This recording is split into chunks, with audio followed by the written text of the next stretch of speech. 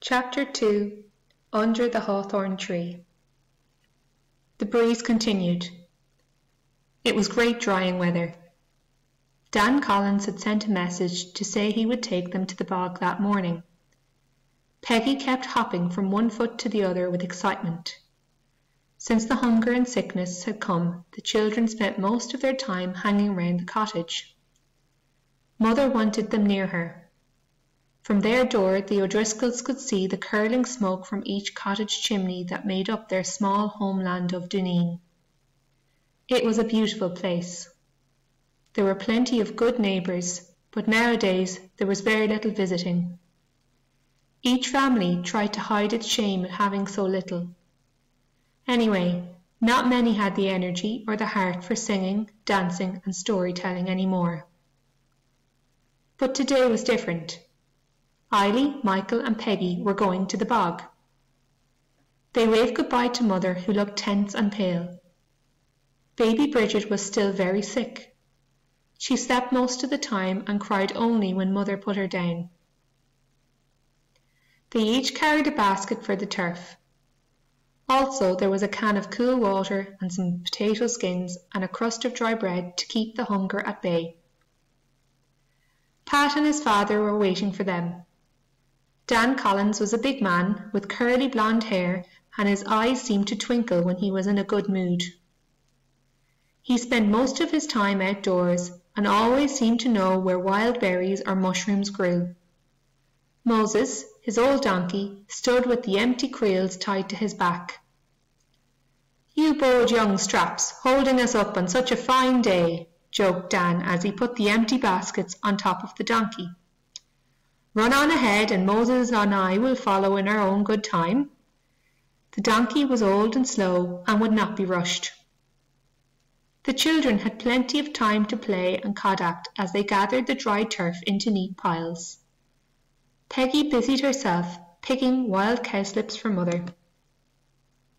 At last Dan arrived and they began to load the baskets with as much as they could carry, which wasn't too much. Old Moses was able for only a half load nowadays. In no time they were all hot and thirsty. They sat down and gulped the cool water and ate what they had. Dan had a sup of tea and a potato cake, and then he helped them all in turn to carry their baskets as Pat guided and steadied Moses. The journey home was long and exhausting. The field seemed stonier and their arms and shoulders and backs ached. They had to stop and rest often. A few times Peggy sat down on the ground and said she couldn't walk any further and began to sob. Dan Collins joked her and told her that if old Moses with his bad leg could do it, surely a young pony like herself could manage it. It took an age before they reached the Collinses' cottage. There they said farewell. The children found the last half-mile almost endless. Michael's hands were bleeding as he tried to keep a grip on the heaviest basket. It was dusk by the time they reached home. The big basket would sit by the fire, but the rest was emptied at the side of the cottage. It made only a small pile. They couldn't help but remember the large pile you could stand on, almost the height of the cottage, that their father would normally gather when times were good. They pushed in the door. Mother was dozing with Bridget in the chair near the fire. She looked tired, and they could tell she had been crying. Quiet as mice, they reheated some leftover oatmeal and water. They were all tired out and glad to fall into bed. With arms and shoulders aching, they scarcely had time to notice the normal rumbling hunger pains that came before sleep. At some time during the night, they became aware of their mother's sobs, and of Bridget coughing and trying to breathe. Michael came and lay down in the bed beside the girls. They held hands and prayed. Every prayer they had ever learned. "God help us, please help us, God," they whispered. No one slept. It was the early hours of the morning before the coughing stopped. Then there was a sudden silence. Mother was kissing the baby's face, and each little finger one by one. God, let the sun come up soon, and let this terrible night end, the children begged. Suddenly they became aware of their mother's silence. They got up and went over to her. Large tears slid down her cheeks. She's gone. My own little darling is gone. Peggy started to cry. I want Bridget back, she wailed. I want her. It's all right, pet, assured Mother. She was too weak to stay in this hard world any longer. Look at her. Isn't she a grand little girl now she's at rest? The baby lay still, as if she were just dozing. Mother told them to kiss her, and one by one they kissed the soft cheek and forehead of Bridget, the little sister they hardly knew. Mother seemed strangely calm, and made them go back to bed. At first light, Michael, you must run to Dan Collins and ask him to get Father Doyle. I'll just sit and mind my darling girl for a little while yet. Later Michael set off, his face pale and his eyes red-rimmed. The chill of the early morning made him shiver as he pulled his light jacket around him. Mother had heated some water, and with a cloth she gently washed Bridget and brushed the soft blonde curls. Eily pulled the old wooden chest from under Mother and Father's bed. As instructed, she opened it. There wasn't that much in it, so she soon found the lace christening robe which her great-grandmother had made. The lace was yellow and old. It was only 10 months since Bridget had worn the robe before, but her little body was so thin and wasted it still fitted her. Dressed in it, she looked like a little pale angel, though Eily couldn't help but remember a porcelain French doll she had seen in a shop window in town once.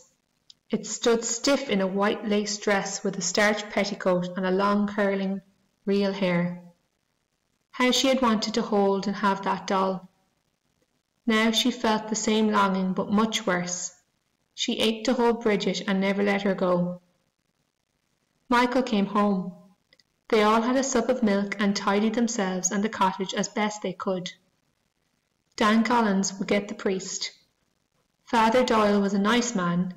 He and Father were very friendly, and sometimes he would drop in for a chat and a bit of company. Father used to say that being a priest was grand, but it was a lonely life. Mid-morning they were all surprised when Dan Collins and his wife Kitty arrived. Kitty ran straight to Mother and kissed her. Their eyes were full of tears and unspoken words. Margaret, we were so sorry. Poor little Bridget, whispered Kitty. Dan Collins cleared his throat and shifted uneasily. There's more bad news, God spare us. Father Doyle has gone down with the sickness himself and will not be able to bury the wee lassie. Already in the village a few have died of the sickness, Seamus Fadden, the coffin maker, being one. So there are no proper funerals. He stopped. Mother let out a high crying wail. What will become of us? What are we to do? The air hung heavy. We'll bury her decently in her own place, said Dan. The 3 children stared at Mother, waiting for her reply. She nodded her head silently. Under the hawthorn tree in the back field, she whispered. The children always played there, and its blossom will shelter her now.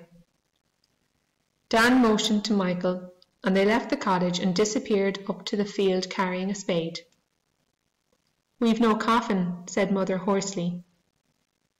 Kitty looked around the cottage and begged Eily to help her. Eily cleared her throat. What about using Grandmother's wooden chest? Kitty and Eily pulled it out from under the old bed and lifted it onto the blanket.